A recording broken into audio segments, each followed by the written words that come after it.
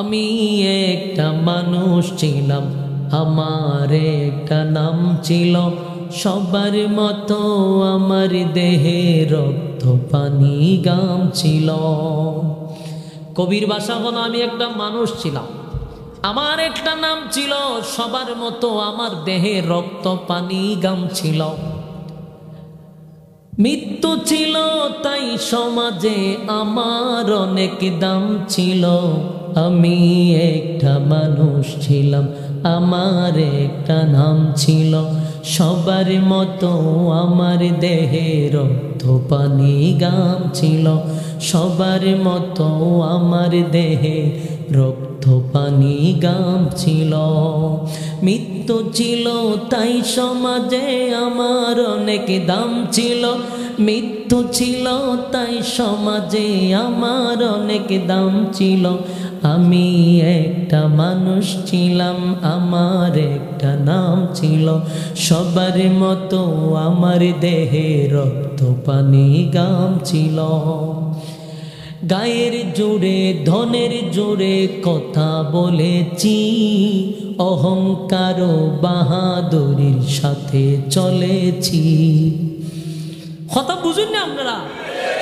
এই কবির ভাষা যদি বুঝতে পারেন, এটা মনে করেন একজন মরার লাশের বক্তব্য। একজন লাশ কথা বলতেছে কবির ভাষায়, কবি একজন লাশের বক্তব্য তুলে ধরছে। মনে করেন আপনি মারা গেছেন, এই কথাগুলি আপনার। আপনি এক সময় বলতেছেন, আমিও মানুষ ছিলাম, আমার শরীরেও রক্ত পানি গাম ছিল, আমার ক্ষমতা ছিল, ক্ষমতার বলে। মিনহা খলাকনাকুম ওয়া ফিহা নুঈদুকুম ওয়া মিনহা নুখরিজুকুম তারাতান উখরা। সাদাকাল্লাহুল আযীম।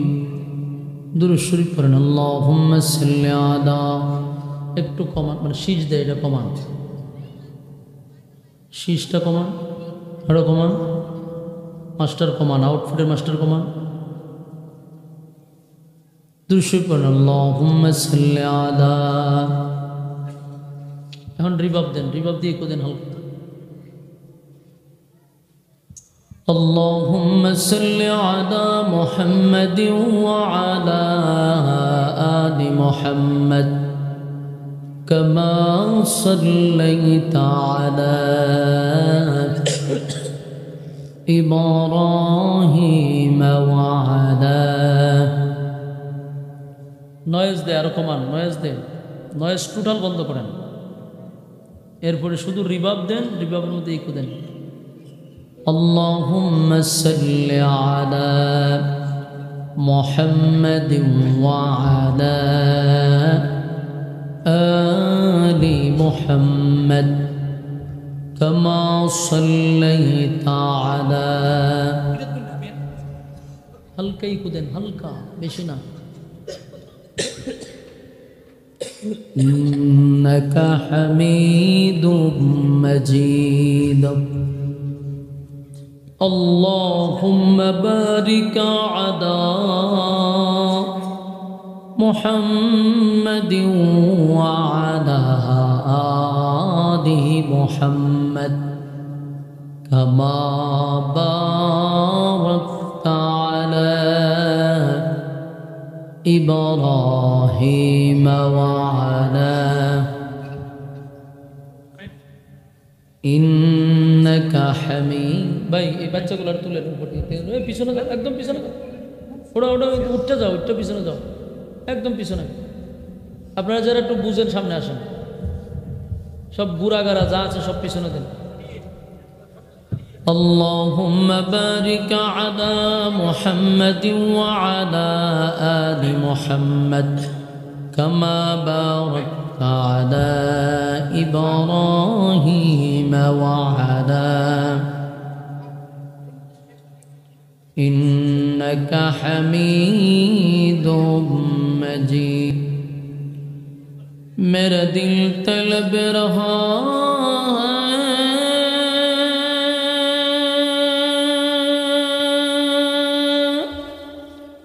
मेरे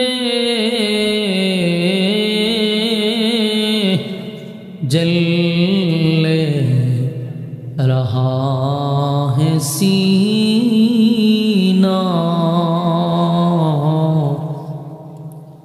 ए दवा वही मिलेंगे मुझे ले चलो मदीना बदावल्लौला बिकमालिही कशफत तुजा बिजमालिही हसनत जमीअ खसालिही सल्लो अलैहि ज़िक्र बतिल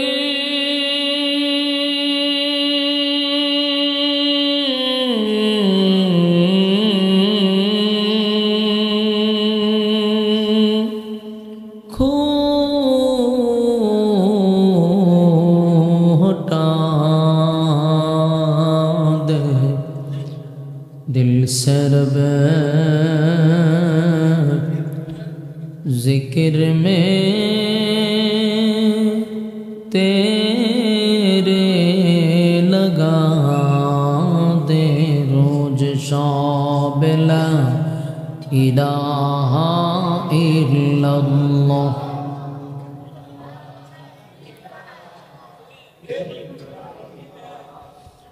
ला इलाहा इल्लल्लाह ला इलाहा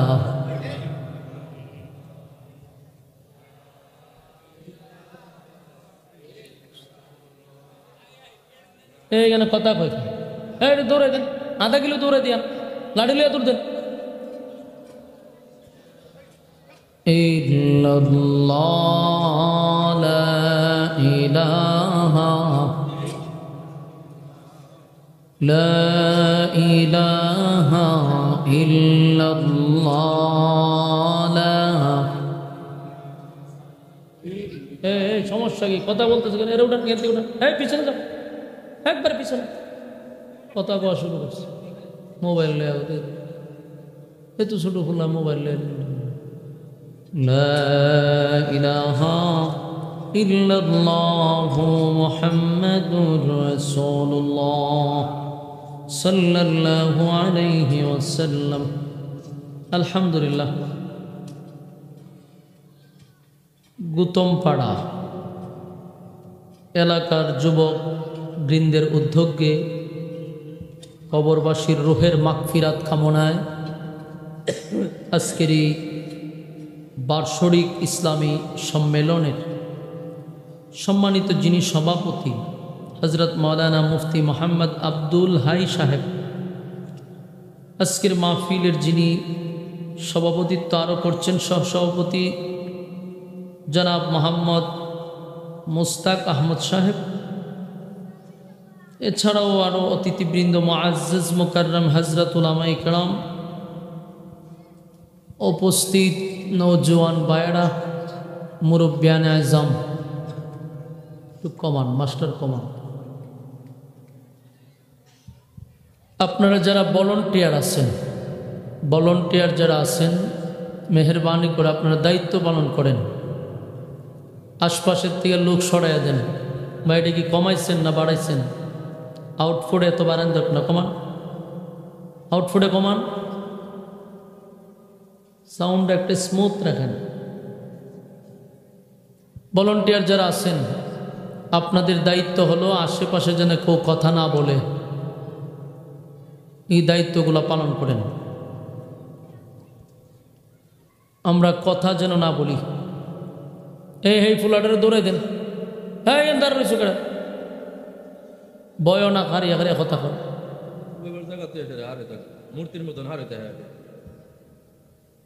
মনোযোগ দিয়ে কথা শুনবেন, মেহেরবানি করে কথা।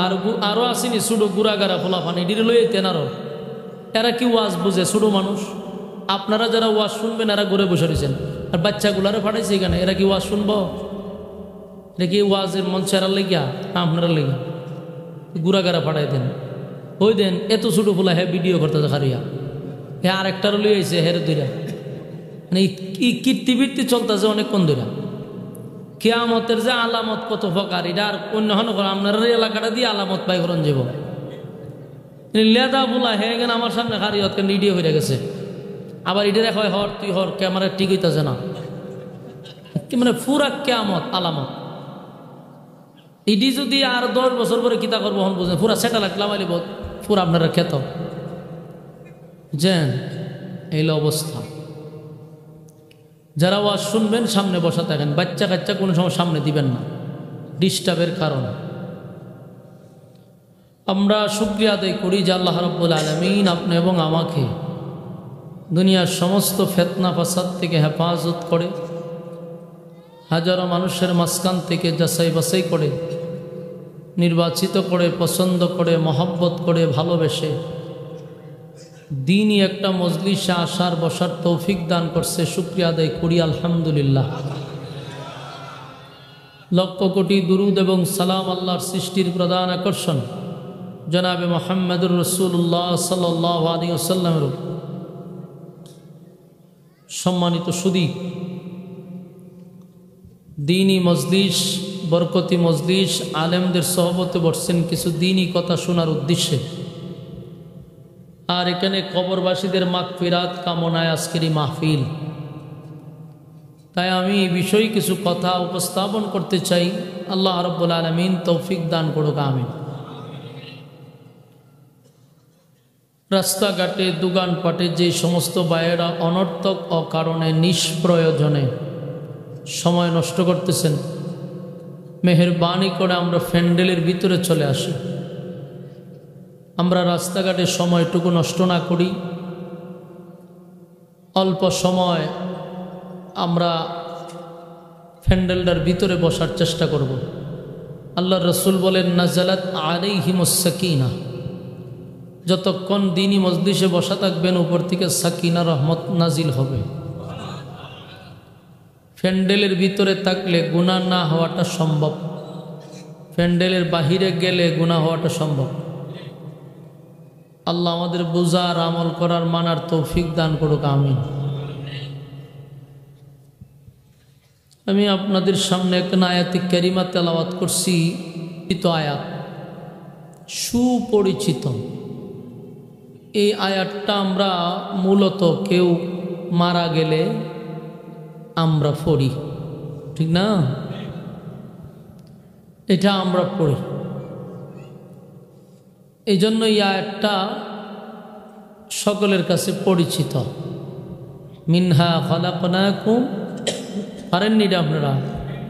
ওয়াফিহা নুঈদুকুম ওয়া মিনহা নুখরিজুকুম তারাতান উখরা। এই আয়াতটা আমরা পড়ি কোন সময়? মানুষকে খবর দেওয়ার সময় মাটি দিয়া দিয়া এই দোয়া পড়ে। এই জন্য এটা পরিচিত। প্রত্যেকটা মানুষ মৃত্যুর সময়, আমাদের আত্মীয় স্বজন হোক আর যেই হোক, কবরে যদি যায় তখন এই আয়াতটা পড়ে। এই আয়াতের কথা কি আমরা কবরের সামনে গেলেই স্মরণ করতাম না? সবসময় আমাদের স্মরণ রাখা দরকার যে আজকে একজন মইরা গেছে, কবরের সামনে গেছি, তো হঠাৎ করে এই আয়াতটা বলে পড়তেছে, বাস আমিও পড়লাম, সে শিখানি তার কাহিনী শেষ। বিষয়টা এরকম না। এই আয়াত আল্লাহ আমরা কি বুঝাইছেন, কি বুঝাইতেছেন, এটা আমরা বোঝা দরকার। আমরা তাহলে পড়িও, কিন্তু আল্লাহ কি ইঙ্গিত করতেছে আমাদের, এই বিষয়টা আমাদের বোঝা দরকার, মানা দরকার, জানা দরকার। আল্লাহ রাব্বুল আলামিন সৃষ্টি জগতের মধ্যে সব কিছু তো সৃষ্টি করছেন, আল্লাহ তো স্রষ্টা। তো সৃষ্টি জগতের মধ্যে শ্রেষ্ঠত্ব দিছেন মানুষকে। আদমকে আল্লাহ রাব্বুল আলামিন সৃষ্টির শ্রেষ্ঠ বানাইছেন, শ্রেষ্ঠত্ব দান করছেন। ফেরেশতা জাতিকে আল্লাহ নূর দিয়া বানাইছে, জিন্নাতকে আগুন দিয়া বানাইছে। আর কি দাও ঠেটা মাটা লয়ে বেরিয়েছে গা, তুই ওটা হাঁটিয়ে করতেছেন কা?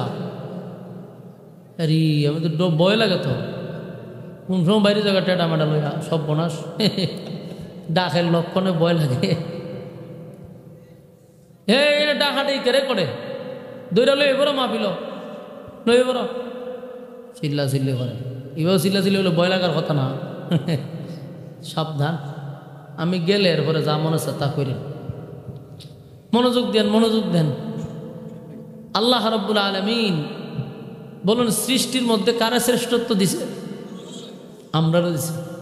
আমরা সবচেয়ে বেশি সম্মানী। আল্লাহ এত ইজ্জত দিছে মানুষকে, দেন ফেরেশতারে আল্লাহ নূর দিয়া বানাইছে। ফেরেশতা গুনাহ কি জিনিস এটা বুঝুই না, গুনাহ কি জিনিস বুঝেই না, অথচ ফেরেশতাকে আল্লাহ শ্রেষ্ঠত্ব দিছে না। জিন্নাত আগুনের তৈরি, শ্রেষ্ঠত্ব দিছে না। কিন্তু মানুষ মাটির তৈরি, সৃষ্টির শ্রেষ্ঠ বানায়া দিছে। মানুষকে বানাইছে সৃষ্টি শ্রেষ্ঠ। এখানে আবার কাহিনী আছে, খালি সৃষ্টির শ্রেষ্ঠ হই শেষ না, সৃষ্টির শ্রেষ্ঠ হইতে গেলে আবার কোয়ালিটি আছে। মানুষ কিন্তু প্রথমত দুই প্রকার। বলুন মানুষ কয় প্রকার? এটা আশ্চর্যের কথা না যে মানুষ আবার দুই প্রকার আছে, শুনলে তো আশ্চর্য লাগার কথা। যদি মানুষ তো এক প্রকারই হওয়ার কথা, দুই প্রকার হয় কেমনে? এটা আমারও কোনো কথা না, আল্লাহ নিজে কইছে মানুষ দুই প্রকার।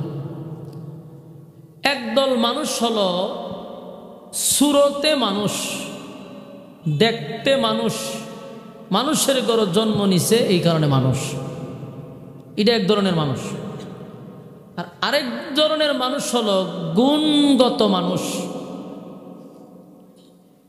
এজন্য সূরা রহমানের মধ্যে আল্লাহ বলে রহমান আল্লামাল কুরআন খালাকাল ইনসান আল্লামাহুল বায়ান। আল্লাহ আর রহমান দয়ালু আল্লাহ, আল্লামাল কোরআন শিক্ষা দিলাম কোরআন, খালাকাল ইনসান সৃষ্টি করলাম মানুষ। এই রহমানের এই আয়াতটা যদি ডাইরেক্ট বাংলা খালি পড়েন, অর্থটা যদি ডাইরেক্ট পড়েন আয়াত বাদে, তাহলে আল্লাহ বলে দয়ালু আল্লাহ শিক্ষা দিছে কোরআন, সৃষ্টি করছে মানুষ। কোরআনের শিক্ষাটা আগে আনছে, মানুষ সৃষ্টির কথাটা পরে আনছে, ঠিক না? বলুন তো দেখি, মানুষ আগে পৃথিবীতে আসছে না কোরআন আগে আসছে? হ্যাঁ, আপনারা কোরআন আগে আইছে মানে চিন্তা করে পাইতেছে না যে কি কইব। আরে মিয়ার কোরআন তো আছে রাসূলের 40 বছর পরে নেই, মানুষ দেশে আদম থেকে, তো কোরআন আগাইলো কেমনে? কোরআন আসছে রাসূলের 40 বছর পূর্ণ হওয়ার পরে, হেরা পর্বতে যখন রাসূল ধ্যানমগ্ন ছিল তখন কোরআন আসছে। আর মানুষ আছে আদম নবী, আদম নবীর সময় কি কোরআন আসেননি? নাজিল হয়েছে কোরআন। তাহলে মানুষ আল্লাহ আগে বানাইছে আর কোরআন বহু পরে পাঠাইছে। কোরআন তো পাঠাইছে আমাদের নবীর যুগে, কিন্তু আল্লাহ এই শব্দটা আগে আনছে, আল্লামাল কোরআন শিক্ষা দিলাম কোরআন, খালাকাল ইনসান কথাটা পরে আনছে। আমরা দেখতেছি যে আল্লাহ বলতেছে আগে কোরআন শিক্ষা দিছি পরে মানুষ বানিয়েছে। কেন কথাটা আগে আনলো? তাফসীর কারকরা বলে আল্লাহ মানুষ সেখানে দুই প্রকার বুঝাইছে। কিভাবে দুই প্রকার বুঝাইছে? আল্লাহ বলেন কোরআন শিক্ষা দিছি তারপরে মানুষ সৃষ্টি করছি, কিন্তু আসলেই আল্লাহ মানুষ আগে পাঠাইছে, কোরআন বহু পরে পাঠাইছে। কিন্তু বলার সময় আল্লাহ কেন বলল যে আমি কোরআন আগে শিক্ষা দিছি? এর অর্থ হলো, এর ব্যাখ্যা হলো, তাফসীর কারকরা বলেন যেখানে মানুষ দুই প্রকার বোঝাইছে। যারা কোরআনের শিক্ষায় শিক্ষিত হবে এরা আমি আল্লাহর আদালতের মানুষ। বলুন, যারা কোরআনের শিক্ষায় শিক্ষিত হবে তারা আমি আল্লাহর আদালতের মানুষ। আর যারা কোরআন সুন্নাহ অনুযায়ী জীবনযাপন করবে না, যারা কোরআনের আইন অনুযায়ী জীবনযাপন করবে না, চলবে না, শিখবে না, এরা আমি আল্লাহর আদালতের মানুষ না। তাহলে এরা কি? ওই কথা আল্লাহ কোরআনে বলে রাখছে, ولقد ذرأنا لجهنم كثيرا من الجن والإنس لهم قلوب لا يفقهون بها ولهم أعين لا يبصرون بها ولهم آذان لا يسمعون بها أولئك كالأنعام بل هم أضل الله يتقال لهم قلوب لا يفقهون بها ولهم أعين لا يبصرون بها ولهم آذان لا يسمعون بها আল্লাহ হয় যাদেরকে চক্ষু দিছি, যাদেরকে কান দিছি, যাদেরকে অন্তর দিছি বুঝার জন্য, চক্ষু দিছি দেখার জন্য, কান দিছি শোনার জন্য, অন্তর দিছি বুঝার জন্য। এই নিয়ামত পাওয়ার পরেও যারা সঠিক কাজে লাগাইল না, আমি আল্লাহর নিয়ামতের কদর করল না, এরা মানুষ না। উলাইকা কাল আনআম, এই উলাইকা কাল আনআম পর্যন্ত রেখে দিলে মোটামুটি ভালোই আছে। যদি আল্লাহ হয়তো উলাইকা কাল আনআম এখানে রেখে দিত, তাও আমরা মোটামুটি একটা ইজ্জত সম্মান লিয়ে বাসন দিত। কিন্তু আল্লাহ হয় বাল হুম আযাল, মানে আল্লাহ এই নিয়ামত যারা পাওয়ার পরে কদর করল না, আমার আইন অনুযায়ী চলল না, মন গড়া জিন্দিগি চালাইল, এরা চতুষ্পদ জানোয়ারের চেয়েও নিকৃষ্ট। আল্লাহ যদি হয়তো চতুষ্পদ জানোয়ারের মতো, উলাইকা কাল আনআম মানে চতুষ্পদ জানোয়ারের সমান, কিন্তু আল্লাহ সমান কইছে না, বাল হুম আযাল, এর চেয়েও নিকৃষ্ট। তার মানে চতুষ্পদ জানোয়ারের সমান কইছে না, এর চেয়েও নিকৃষ্ট, এর চেয়েও আরো নিকৃষ্ট। তাহলে এখন আপনারা একটু মনোযোগ দিয়ে শুনেন, উলাইকা কাল আনআম আল্লাহ বলছে এক জায়গায় যে মানুষ চতুষ্পদ জানোয়ারের চেয়েও নিকৃষ্ট। আবার হয় ওয়ালাকাদ কাররামনা বানি আদম, আদম জাতিকে আমি শ্রেষ্ঠত্ব দান করছি। তাহলে আপনি কথা বুঝেন, তাহলে আপনার আলোচনা শুনতে বুঝতে সুবিধা হবে। একদিকে আল্লাহ কয় চতুষ্পদ জানোয়ারের চেয়ে তোরা নিকৃষ্ট, অন্যদিকে কয় সৃষ্টির শ্রেষ্ঠ। তাহলে মানুষ কয় প্রকার পাইছেন? মানুষ দুই প্রকার। একদল মানুষ গরু ছাগল কুকুর বিড়ালের চেয়ে নিকৃষ্ট, আরেক দল মানুষ ফেরেশতাদের চেয়েও দামি, ফেরেশতাদের চেয়েও। এই যে ফুলা ভান্ডিরে দৌড়ান, আরেকদিন থেকে আমার ঘরে ঘরে দাওয়াত দিলাইবেন, একবারে ঘরের ভিতরে উড়ানে চুড়ানে যা আছে সব কানে যাওয়ান লাগবো আমার, যা দেখছি আমি পাওয়ান বেড়া। এই কারণে যেন গুড়া গাড়া এটা হয়ে গেল, আমারে যন্ত্রণার শেষ নাই। দরের লগে লাগাইয়া ফুলা ফান টুলা ফান যা আছে গুটটা সুটকিয়া মুটকিয়া সবাইছে। কথা কইতাম কেমন বামার ঢুকাই দেয়।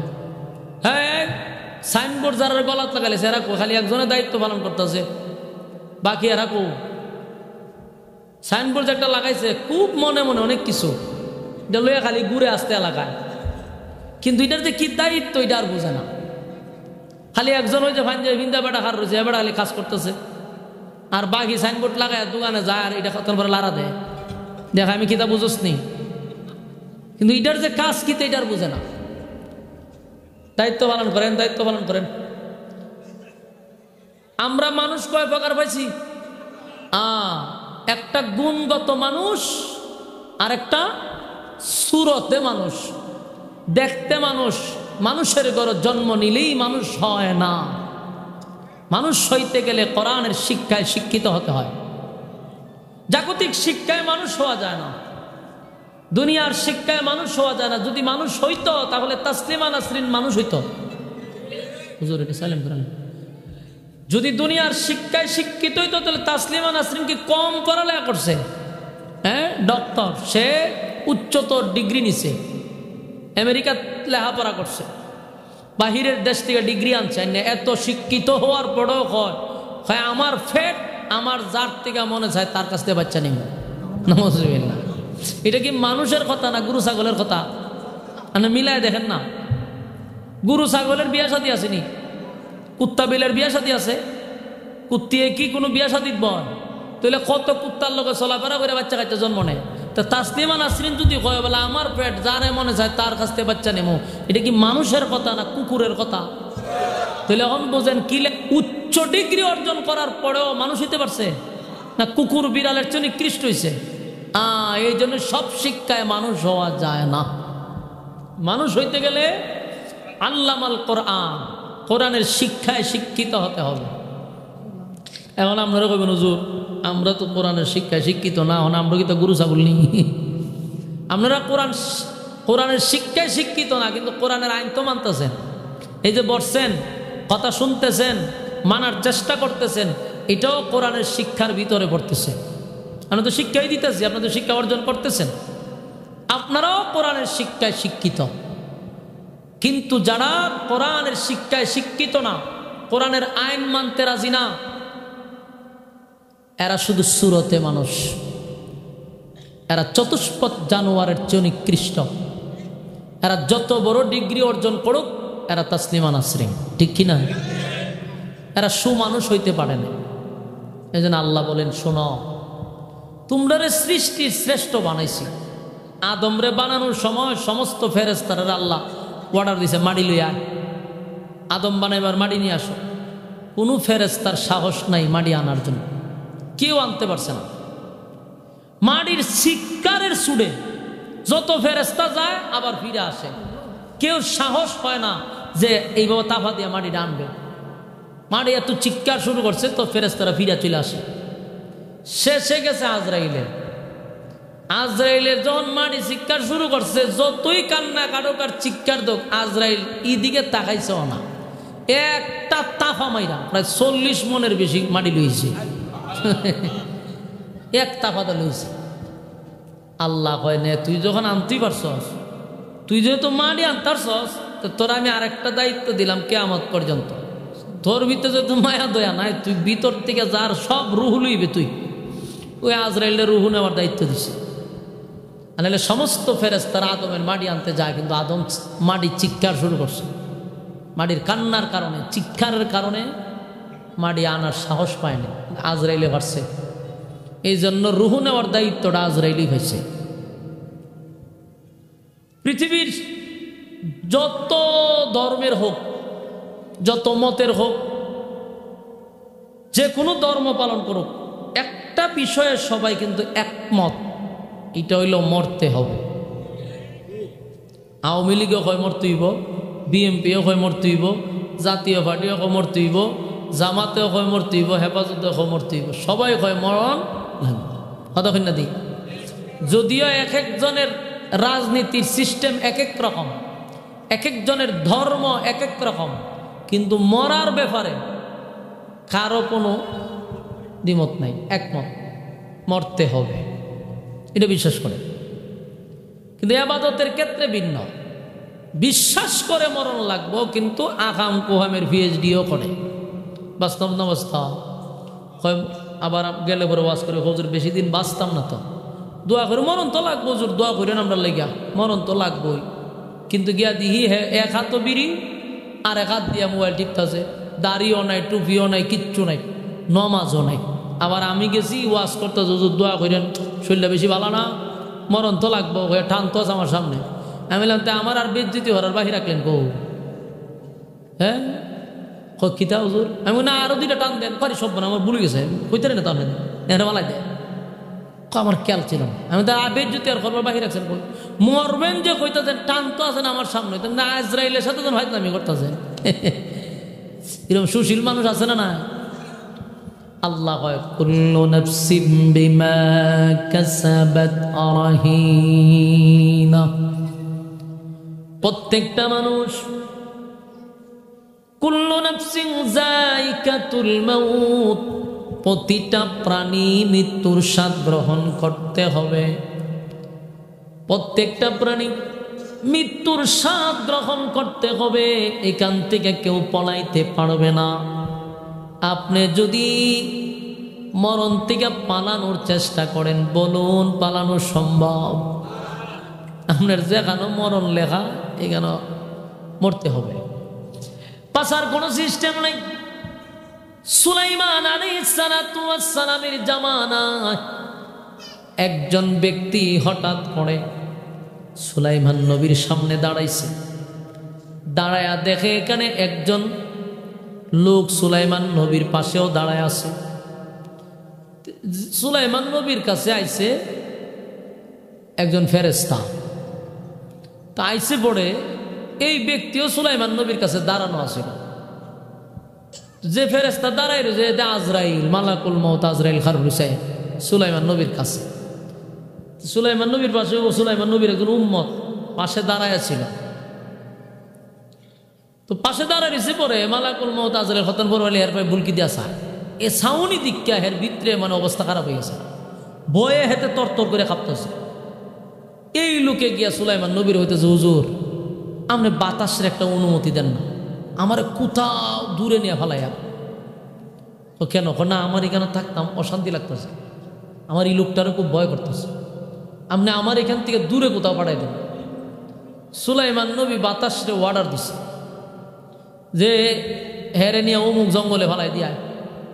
তো হেরে জঙ্গলের অমুক জায়গা নিয়ে ফেলাই দিয়া কইছে বাতাসরে। বাতাসে তো আগে সুলাইমান নবীর কথা শুনত, বাতাসে তারে বহু দূর নিয়ে ফেলাই দিয়েছে। কতক্ষণ পরে এখানে গেছে রে নিশ্চিন্তা যে না বাস জান্ডা বাচ্চা, কারণ হের বুলকি দেখে যে ডরাইছে। এখানে আসতে দেরি, যে লোকে বুলকি দিছি এই লোকের সামনে খারাপ। কো ভাই আমি তো আপনার বয়ে আমি এখানে আসছি, আমি তো চিন্তাতে আসলাম যে তোর মরণের ডেডি লই কেন, তুই কেন গেছিস কেমনি?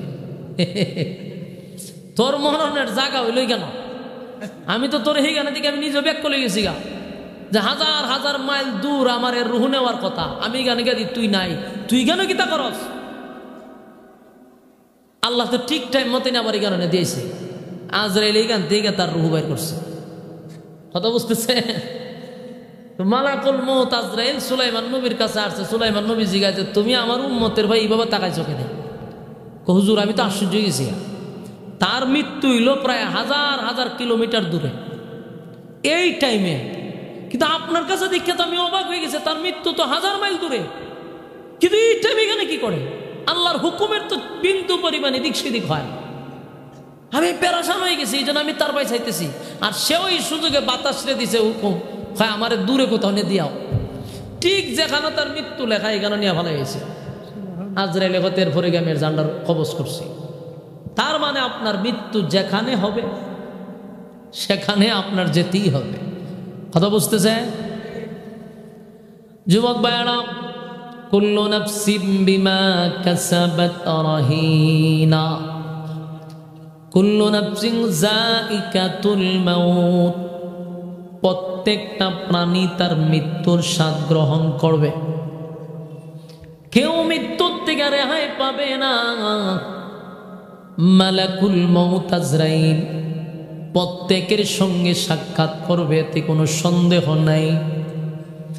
পৃথিবীর সব মানুষ যে কোনো দল করুক, কিন্তু একটা বিষয়ে একমত, মরতে হবে রে, মরতে হবে। মরব এটা নিশ্চিত, বিশ্বাস করে মরতে হবে, এটা তার ইয়াকিন আর বিশ্বাস যে আমি মরব। কিন্তু প্রশ্ন হলো, মরব বিশ্বাস করলাম, কিন্তু মরার পরে দে জবাব দিতে হবে এটা বিশ্বাস করে না। কথা বল না দি, মরব এটা বিশ্বাস করছে, মরার পরে মালিকের কাছে আবার দাঁড়াতে হবে, আবার হিসাব দিতে হবে। কুল্লু নাফসিন বিমা কাসাবাত রাহিনা। প্রত্যেকটা মানুষ আমি আল্লাহর সামনে দাঁড়াইয়া পাই পাই করে হিসাব দিতে হবে। আমি আর আপনি বিশ্বাস করলাম মরব, এটা বিশ্বাস করছি, কিন্তু মরার পরে আবার জীবিত হব, আবার মালিকের সামনে দাঁড়াইয়া আমি আবার হিসাব দিতে হবে। এটা যদি কেউ বিশ্বাস করত তাহলে আল্লাহর ওলি হয়ে যেত। মরণ লাগবে এটাই বিশ্বাস করে, মরার পরে জীবিত হইতে হবে, আবার কৃতকর্মের জন্য আল্লাহর সামনে দাঁড়াইয়া জবাব দিতে হবে। এটা যদি বিশ্বাস করত তাহলে মানুষ আল্লাহর ওলি হইত। আমার যুবক ভাইরা, মালাকুল মউত আজরাইলকে দিয়া আদমের মাটি আনছে রে। আইনা আদম রে আল্লাহ গঠন করছে মাটি দিয়া। বলুন কি দিয়া বানাইছে? আপনারা কিন্তু আমার সাথে আওয়াজ দিতে হবে। বলুন কি দিয়া? মাটি দিয়া বানাইছে। মাটি দিয়া বানাইয়া নূরের তৈরি ফেরেশতাদেরকে আল্লাহ বলছে মাটিরে তোরা সেজদা দেস। বানাইছে কিন্তু মাটি দিয়া। আল্লাহ বলেন মিনহা খালাকনাকুম ওয়া ফিহা নুঈদুকুম ওয়া মিনহা নুখরিজুকুম তারাতান উখরা।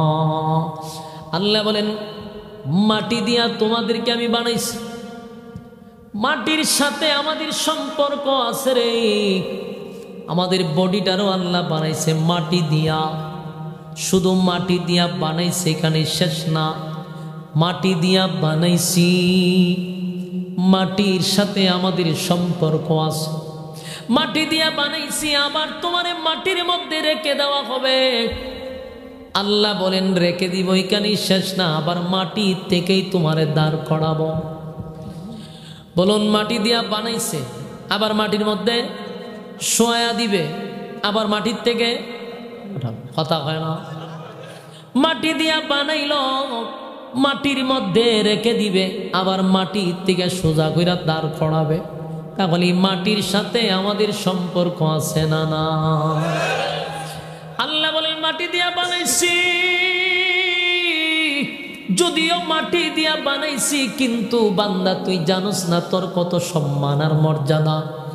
মাটি দিয়া তোর বডিটারে বানাইয়া নূরের তৈরি ফেরেশতাকে বলছি দে আমার মাটির তৈরি আদমরে সেজদা দে। সমস্ত নূরের তৈরি ফেরেশতারা মাটির তৈরি আদমরে সেজদা দিছে। আল্লাহ কেন নূরের তৈরি ফেরেশতাদেরকে দিয়া মাটির সেজদা দেওয়াইল গো?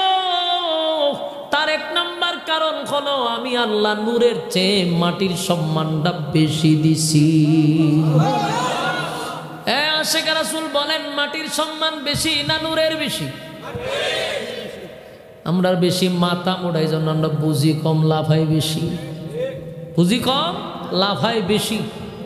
একবারও চিন্তা করে না যে আদম তো মাটি, তাহলে সমস্ত ফেরেশতা নূরের তৈরি ফেরেশতারে দিয়া আল্লাহ কেন মাটির সেজদা দেওয়াইল?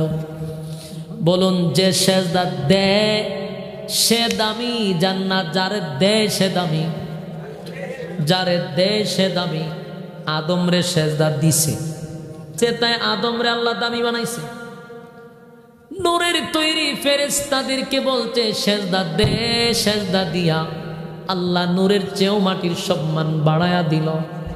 এইখানে ফুলাফান্ডি কথা কইতেছে, এত কাছে যদি চিল্লাচিল্লিটা করে কেমন হইব? এরার দেখছি কতগুলা সাইনবোর্ড লাগাই রাখছে ঘরের মধ্যে দিয়ে, খত্তানপুরের মুসাফর আলী সাইনবোর্ড লাগাই না, ওখানে একজন নাই, বুঝছেন নি? তো সাইনবোর্ডের ওয়াজ কেটা করতে এখন মনোযোগ দেন। কথা কইলে মনোযোগ থাকে না। আপনি কেন তো বইতেন তো দেখতেন আপনার কি বিরক্তটা লাগে। কথা কইতে যে একটা দেয়া নেই, হেমদা ঢুকাই দে বামাত, হেমদা ঢুকাই দে বামাত। আপনারা যারা সাইনবোর্ড লাগান এখানে একজন খাড়ি থাকেন কোনাটার মধ্যে, আর একজন হুই কোনার দাঁড়ায় থাকেন, একজন মাঝখানে হারিতেন, দেখবেন পুরা ঠান্ডা। মনোযোগ দিয়া শুনেন। মিনহা খালাকনাকুম ওয়া ফিহা আমার সাথে পড়েন, এই আয়াত তো আপনারা খবর গেল পড়ুন, পড়েন। মিনহা খালাকনাকুম ওয়া ফিহা নুঈদুকুম ওয়া মিনহা নুখরিজুকুম তারাতান উখরা। আল্লাহ বলেন একবার তাকায়া দেখো, এই দোয়াটা, এই আয়াতটা বেশিরভাগ মানুষ মাটি দেওয়ার সময় পড়ে। কেন পড়ে বান্দা জানে না। যুবক ভাইয়ের আল্লাহ বলেন বান্দা শুন, মাটি দিয়া বানাইছি, মাটির সাথে বান্দার এত সম্পর্ক, এত সম্পর্ক। মাটি দিয়া তোরে বানাইছি বান্দারে, আবার তোরে আমি মাটি শোয়া দিব। এখানেই শেষ নয়, আমি আবার মাটির থেকে তোরে দাঁড় করাবো। বাঁচার কোনো সুযোগ নাই গো, বাঁচার কোনো সুযোগ নাই। এই মাটির সাথে আমাদের বড় সুসম্পর্ক। যারে যে এই জায়গার মাটি দিয়া আল্লাহ বানাইছে, ঠিক আমার মালিক তারে ওই জায়গায় শোয়া দিবে। সুবহানাল্লাহ। দেখবেন বাংলাদেশের অনেক মানুষ সৌদি আরব গিয়ে মারা যায়, সেখানে কবর দেওয়া হয়, ঠিক না? বুঝতে হবে সৌদি আরবের মাটি দিয়ে আল্লাহ তারে বানাইছে। কারণ রাসূল বলছেন, যারে যেখান থেকে বানানো হয় সেখানেই তারে শোয়ানো হয়। তাহলে আমি যদি কবর হয় মদিনায়, বুঝতে হবে সেখানকার মাটি দিয়ে আল্লাহ আমারে বানাইছিল। যেখানে কবরটা দেওয়া হয়েছে ঠিক ওই জায়গার মাটি দিয়ে বানাইছে। আপনাদের ডাইনে বামে যে গুরুস্থানগুলি আছে, এখানকার গুরুস্থানের মাটি দিয়ে আপনারে বানাইছে। তাই যারা শাহিত প্রত্যেকরা এখানকার মাটি দিয়ে তাদের বডি গঠন করছে। আমার যুবক ভাইয়েরা, হিন্দুদেরকে চিতায় পুড়ে দেয় আর খ্রিস্টানদেরকে কফিনে শোয়া দেয়। যেখানে গাতানো হয় সেখানেই তাদেরকে রাখা হয়, কারণ ওই জায়গার মাটি দিয়ে আল্লাহ তারে বানাইছিল। কারণ আল্লাহ বলছেন, মাটি দিয়া বানাইছি, মাটির মধ্যে শোয়াবো, আবার মাটির দিকে দাঁড় করাবো। স্পষ্ট কথা। এই যুবক ভাই, এই বিষয়টা যেমন আমাদের মাথায় আসে না যখন কবরের সামনে গিয়া মাটি দেই, একবার চিন্তা করা দরকার। আজকে আমি একজনের কবরে মাটি দিলাম আর বললাম যে, মিনহা খালাকনাকুম ওয়া ফিহা নুঈদুকুম ওয়া মিনহা নুখরিজুকুম তারাতান উখরা। আজকে আমি পড়তেছি, আরেকদিন আমার কবরের সামনে আইসা আরেকজন পড়তে থাকবে। এইভাবে পড়লেই চলবে না? এর অর্থ বোঝা দরকার, জানা দরকার। আমাদেরকে আল্লাহ স্মরণ করায়া দেয়, আমাদেরকে মালিক স্মরণ করায়া দেয়, বান্দারে একবার চিন্তা করে দেখ, আমি কিন্তু তোরে মাটি দিয়া বানাইছি, তোরে তো আমি মাটিতেই শোয়াবো, আমি আবার তোরে মাটির থেকেই পুনরায় দাঁড় করাবো। তাই মানুষ এই জমিনে হাঁটার সময় বড় সাবধান। মাটি বলে আমার শরীরে, মাটি বলে আমার জমিনে দাঁড়াইয়া, আমার বুকের উপরে তুই বুক ফুলাইয়া হাঁটস। মাটি কয়, আমি সব দেখি, সব দেখি, সব সহ্য করি। যেদিন আমার মালিক আমারে অর্ডার দিবে, সেদিন তোর এক পাজরের হাড্ডি আর এক পাজরের ভিতরে আমি ঢুকাবো। বান্দারে এখন কেন তোরে গ্রাস করি না? আমার মালিক আমারে অর্ডার দেয় না,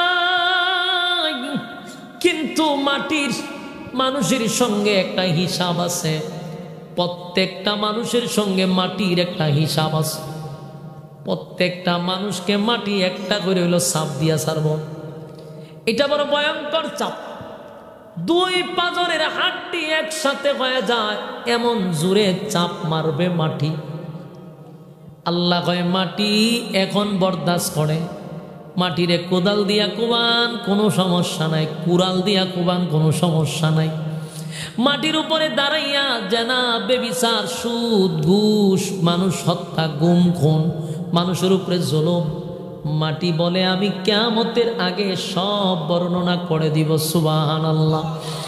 ইযা যুলজিলাতিল আরদু জিলজালাহা ওয়া আখরাজাতিল আরদু আসকালাহা ওয়া ক্বালাল ইনসানু মা লাহা। আল্লাহ রাব্বুল আলামিন বলেন, জমিনের মধ্যে যখন আমি জালজালা দেওয়া শুরু করব, জমিনের ভিতর থেকে সব সম্পদ বাহির হয়ে যাবে। ক্বালাল ইনসানু মা লাহা। সেদিন মানুষ আশ্চর্য হয়ে যাবে, জমিনের মধ্যে এমন কেন হয়ে গেল? ইয়াউমাই ক্বালাল ইনসানু মা লাহা। মানুষ বলবে, হায় হায় জমিন, তোমার এমনটা হয়ে গেল কেন? তোমার তো এমন হওয়ার কথা না। যুবক ভাইরা আমার, জমিন তো এমনটা করে না। বিআন্না রাব্বাকা আওহা লাহা। জমিন এমনে এমনে করে না, আল্লাহর হুকুমে করে। আমার যুবক ভাইরা,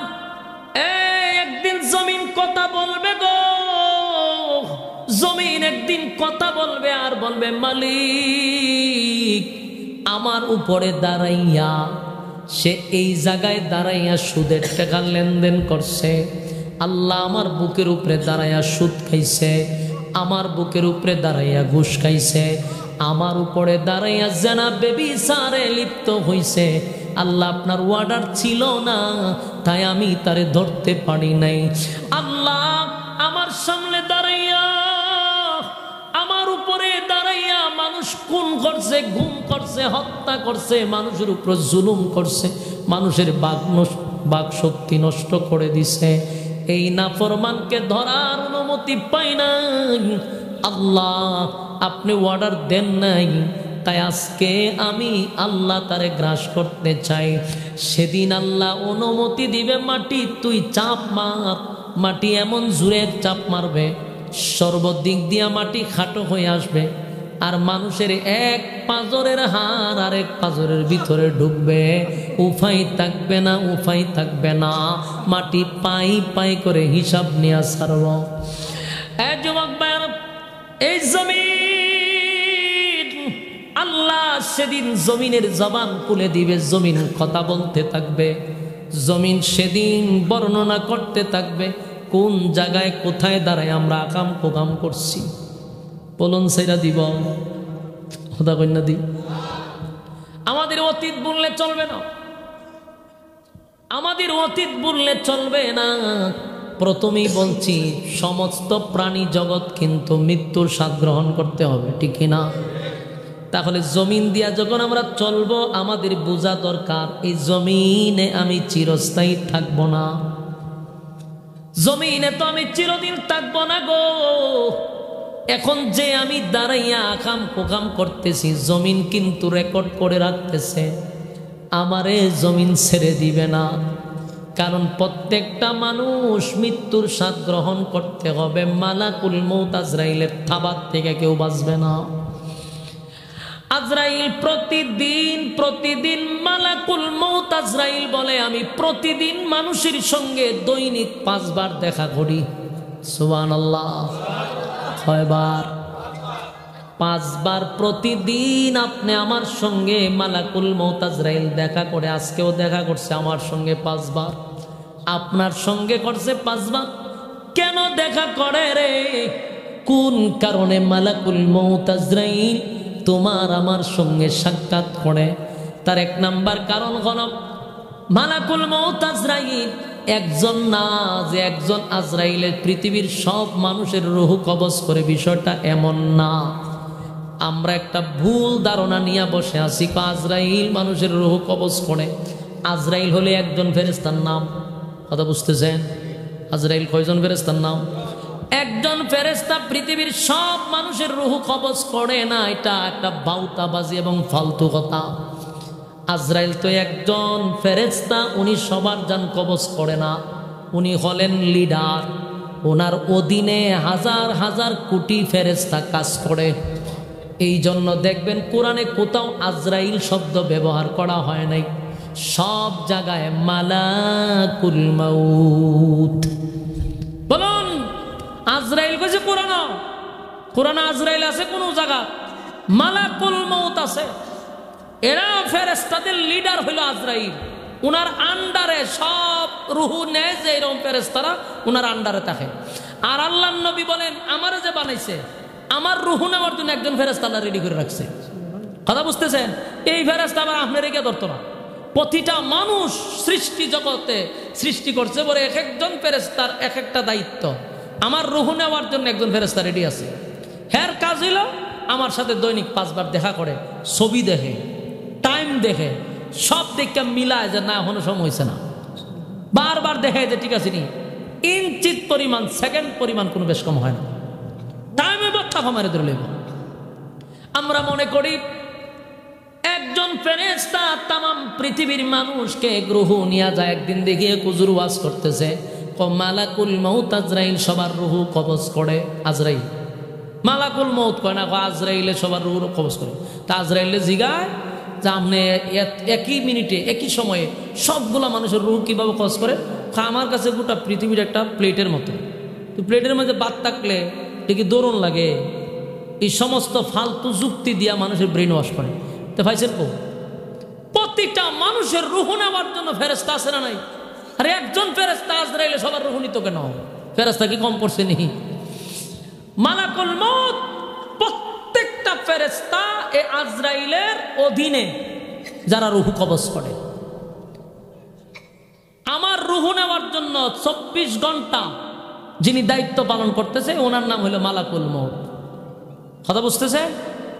ছবি সহ টাইম সহ সব দেওয়া আছে। টাইম হয়েছে বাস উইকেট ফিরে গেছে, দেরি নাই। কথা কি বুঝতেছে? প্রতিটা মানুষ হিসাব রাখতে আমার ছবি এবং টাইম সহ দেওয়া আছে। যেদিন সময় হবে রে সেদিন আর কারো সুপারিশ সে শুনবে না, কারো সুপারিশ সে মানবে না। পৃথিবী থেকে আমাকে চিরদিনের জন্য বিদায় করে দিবে। আমার বডিটা হয়তো বা জমিনে পড়ে থাকবে, আমার রুহটাকে নিয়ে যাবে। মানুষের শরীরে সবচেয়ে দামি জিনিসটার নাম হলো রুহ। কথা হয় না? বলুন, রুহ না থাকলে এই মানুষটার 4 বোঝার কোনো দাম আছে? কথা হয়? আপনি যদি এখন মারা যান, আমি একটা উদাহরণ দিয়ে বুঝবেন। মনে করেন আপনি যদি এখন মারা যান, তা আপনার রুহ তো চলে গেছে। আমি বডিটা কি কেউ যত্ন করে গড়ে রাখবো? আপনার বিবিয়ে রাখবো, মা বাপে? রুহ চলে গেলে আর কেউ দাম দেয় না রে, কেউ তারে আর ঘরে রাখতে চায় না, কেউ আর তারে ঘরে শুয়াইতে দেয় না। মনে করেন আমি একটা উদাহরণ দিই। এই মাহফিলে আপনি বসছেন, মাহফিল শুনতেছেন, হঠাৎ আপনি স্ট্রোক করে মারা গেছেন। আর আপনার বিবি ঘরের ভিতরে বিছনা করে রাখছে যে শীতের বেলা আমার স্বামী গেছে মাহফিল শোনার জন্য, রাত্রে আইসা যেন সাথে সাথে ঘুমায়া যাইতে পারে, তাই আমি লেপ অথবা কম্বল দিয়া রাখছি, বিছনা বাতি কইরা রাখছে, সাথে সাথে যেন কম্বলের ভিতরে ঢুকতে পারেন। কিন্তু আপনি মাহফিলে মারা গেছেন। মারা যাওয়ার পরে আপনাকে সবাই দরাদরি করে বাড়িতে নিয়ে গেছে, সবাই শুনছে আপনি মারা গেছেন। এখন রাত্রের বেলায় তো আর আপনাকে কবর দিবে না, জানাজা করবে না, নিশ্চয়ই সকালে আপনাকে দাফন করবে, ঠিক না? তো এই রাত্রের বেলা আপনারা রাখবো বই, তখন কি তখন আপনার বউ কইব যে ঠিক আছে আচ্ছা কালকে যেহেতু জানাজা হইব তো এখন দিয়া দিন আমি গরম বিছনা উছনা করে তো রাখছি, কেন কথার সময় তা হোক দে, এই কথা কইব নি? তো বিবেকের সাথে তখন প্রশ্ন করেন, যেই বিবি আপনার রুহু থাকলে আপনারা নিয়ে লেফের তলে শোয়াইতো, আর আপনি মইরা গেছেন কে এখন সোহাল হইব জানাজা, তখন এই বিবি কইব নি আপনারে? বলবে যে আমি রাত্রের বেলা যেহেতু বিছনা কইরা আমি রাখছি আমার স্বামীর জন্য, স্বামী যেহেতু সকালবেলা তার জানাজা হবে, সারা রাত থাকবো কোথায়, আমার পাশে বাকি রাতটা থাকুক। পৃথিবীর কোনো বিবি বলবে? কোন স্ত্রী বলবে? অথচ রুহু থাকলে এই লেফের তলে আপনারা ঢুকাইতো। রুহু নাই, এখন সারা রাত আপনারা ঘরের ভিতরেও রাখবে না, রাখবে নিয়ে ওই বারান্দায়, সারা রাত বারান্দায়। আর সারা রাত আপনার জন্য কেউ সজাগ থাকবে না। কিছু মানুষ কান্নাকাটি করবে, কিছু মানুষ দেখবেন ওখানে শুয়ে রয়েছে, ওখানে শুয়ে রয়েছে, তারা সকালের অপেক্ষা করতেছে কখন ভোর হবে। এটাই হলো পৃথিবী, এটাই হলো পৃথিবীর সিস্টেম, এটাই হলো পৃথিবীর সিস্টেম। রূহ থাকলে দাম আছে, রূহ তা থাকলে দাম নাই। 4 বোঝার দাম আছে। আর আপনার দামি ঘরে আপনাকে রাখতে দিবে না। রুহু যতক্ষণ আছে আপনার বেড়াগিরি আছে, রুহু নাই এবার আপনার কোনো দাম নাই। আপনারে 2 দিন 3 দিনও কেউ রাখতে রাজি না, সাথে সাথে দাফন করার জন্য পাগল হয়ে যায়, ঠিক নেই? মালাকুল মউত আজরাইল বলেন, আমি এমন একজন ফেরেশতা, আমি মানুষের যত সুখ শান্তি আছে নিমিষেই শেষ করে দেই। মানুষের সমস্ত স্বপ্নগুলা নিমিষেই আমি শেষ করে দেই। কত স্বপ্ন নিয়া মানুষ চলে, হঠাৎ করে দেখবেন স্টক ব্লক হয়ে যাগা, ঠিক নেই?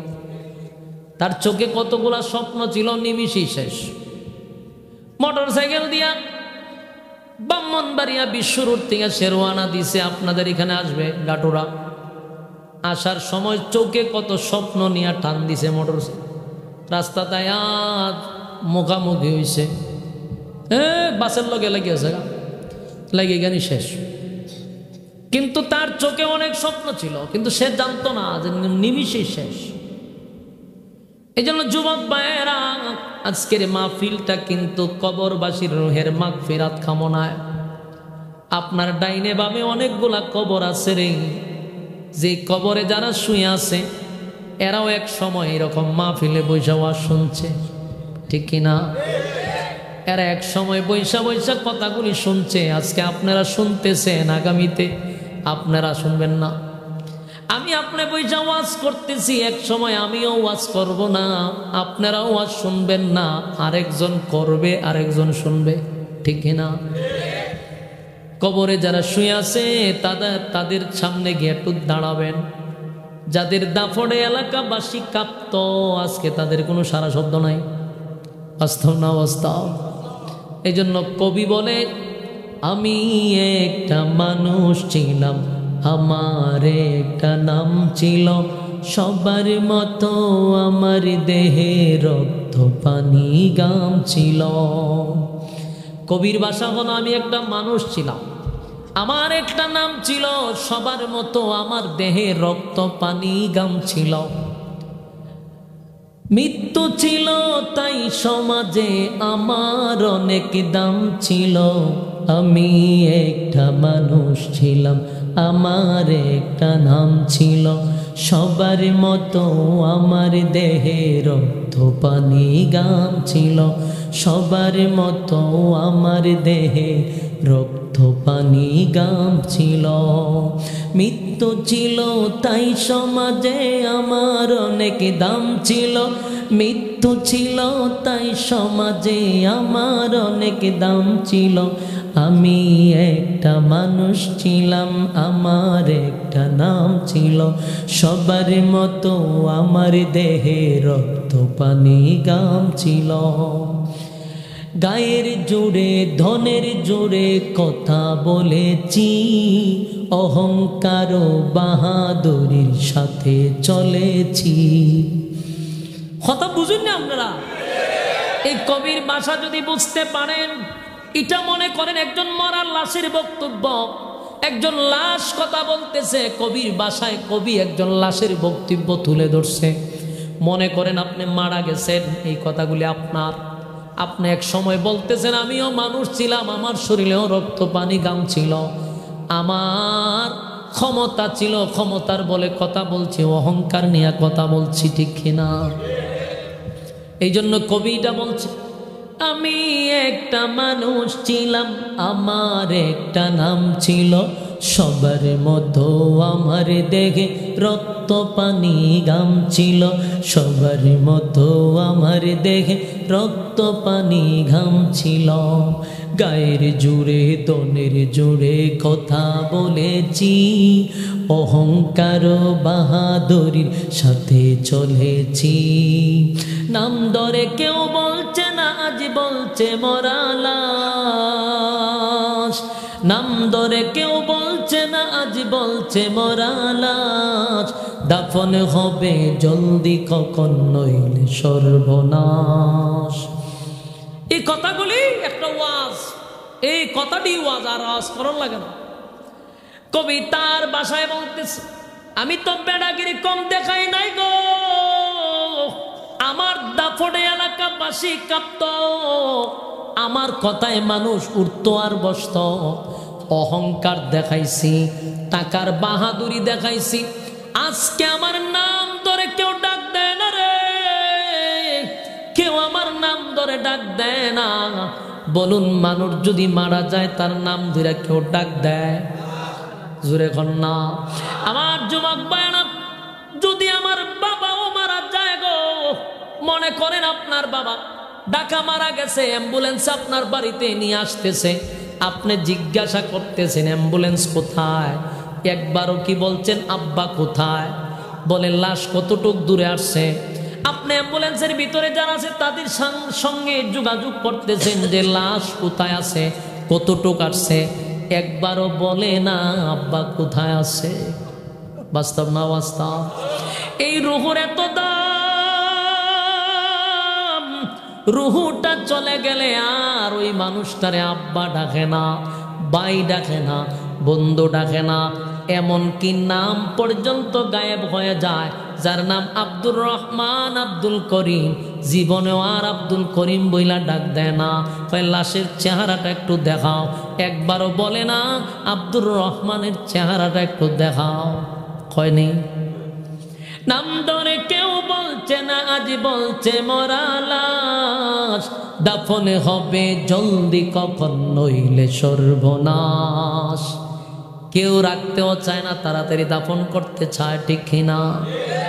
এত নিষ্ঠুর। তাই কবি বলেন, রাত্রে সবাই আমার ঘরে লাশের ভয়ে কাঁপছিল, আমি একটা মানুষ ছিলাম, আমার একটা নাম ছিল, সবার মতো আমার দেহে রক্ত পানি গাম ছিল, সবার মতো আমার দেহে রক্ত পানি গাম ছিল। নাম ধরে কেউ বলছে না, আজ বলছে মরা লাশ, দাফনে হবে জলদি কখন নইলে সর্বনাশ, দাফনে হবে জলদি কখন নইলে সর্বনাশ। যুবক ভাইরা, রুহুটার এত দাম, এত দাম, এত দাম। যতক্ষণ রুহু আছে তো আমার বন্ধু আছে, মা আছে, ভাই আছে, বোন আছে, আত্মীয় স্বজন সবাই আছে। রুহু নাই রে, আমার আর কোনো দাম নাই। আমার নামটা দইরাও কেউ ডাক দেয় না, তখন আমারে সবাই বলে লাশ। লাশটা কোথায়? লাশের চেহারাটা দেখাও। লাশটা একটু দেখতে চাই। লাশটারে খাটিয়াতে তোলাও, লাশটারে কবরস্থানে নামাও, লাশের উপর মাটি দাও। মানে টোটাল কথাটা লাশ চলে আসে, আর ওই লোকের নাম পর্যন্ত থাকে না, ঠিক না? আল্লাহ বলে, বান্দা শোন, আমি তোদেরকে মাটি দিয়া বানাইছি, আবার কিন্তু মাটিতেই তোদেরকে শোয়া দিব রে। শুধু মাটিতে শোয়াবো এমনটা নয়, আমি আবার তোদেরকে মাটির থেকে দাঁড় করাবো। ইসরাফিলের প্রথম সিংহায় সব ধ্বংস হবে, সব ধ্বংস হবে, সব শেষ হয়ে যাবে। কুল্লু মান আলাইহা ফান, সব আমি ধ্বংস করে দেব। ইজা জুলজিলাতিল আরদু জিলজালাহা, জমিনের মধ্যে আমি ঝাঁকুনি দিব, জমিনের মধ্যে ভূমিকম্প শুরু করে দিব, সব ধ্বংস হয়ে যাবে। এরপরে মাঝখানে একটা বিরতি হবে, বিরতি হবে এক সিংহার থেকে আরেক সিংহা পর্যন্ত। কতটুক দূরত্ব এটার কোনো নির্দিষ্ট কোনো সীমারেখা নাই, কিন্তু আল্লাহ বলেন তৃতীয়বার দ্বিতীয়বার যখন সিংহায় ফুঁক দিব গো, মানুষগুলা কাদা মাটির নিচ থেকে আবার ওইটা দাঁড়াবে, যারা যেখানে শোয়ানো হয়েছে সেখান থেকে দাঁড়াইয়া হাসরের মাঠে দাঁড়াবে। আর হাসরের মাঠটা আল্লাহ দুনিয়াতেই বানাবে, কথা কি বুঝতেছেন? তার মানে আপনাকে যে গুরুস্থানে দাফন করা হলো, কিয়ামতের মাঠে সেই গুরুস্থান থেকে দাঁড়াবেন, কথা কি বুঝতেছেন? আপনাদের এই গ্রামের নাম কি? গৌতমপাড়া। কবর দেওয়া হয়েছে কিয়ামতের মাঠে, গৌতমপাড়া থেকে ওইটা দাঁড়াবে, কথা কি বুঝতেছেন? কিয়ামতের ময়দানে এই দুনিয়াটাকে আমার মালিক কিয়ামতের মাঠ বানায়া দিবে। তাই আল্লাহ বলেন, মিনহা খালাকনাকুম ওয়া ফিহা নুঈদুকুম ওয়া মিনহা নুখরিজুকুম তারাতান উখরা। মাটি দিয়া বানাইছি, মাটিতে শোয়াবো, আবার মাটির থেকে দাঁড় করাবো। তাই মাটির উপরে হাঁটার সময় আমাদের সতর্ক হওয়ার দরকার আছে না? না। কারা কারা সতর্ক হয়ে আসবেন? আব্দুল্লাহ দেখায়া দেন। লিল্লাহে তাকবীর, লিল্লাহে তাকবীর। আল্লাহ সবাইকে কথাগুলির উপরে বলনেওয়ালা শুনলেওয়ালা উভয়কে সহি সহি সহি আমল করার তৌফিক দান করুক। সকলেই বলে আমিন। সম্মানিত সুধী, আমার পরে বয়ান কে করবে? মিজানুর রহমান সাহেব ইনশাআল্লাহ আপনাদের সামনে কথা বলবেন। আপনারা ধৈর্যের সাথে বসুন, কথাগুলি শ্রবণ করবেন। আল্লাহ আমাদের বলনেওয়ালা শুনলেওয়ালা উভয়কে আমল করার তৌফিক দান করুক। আসসালামু আলাইকুম রহমতুল্লাহি ওয়া বারাকাতুহু।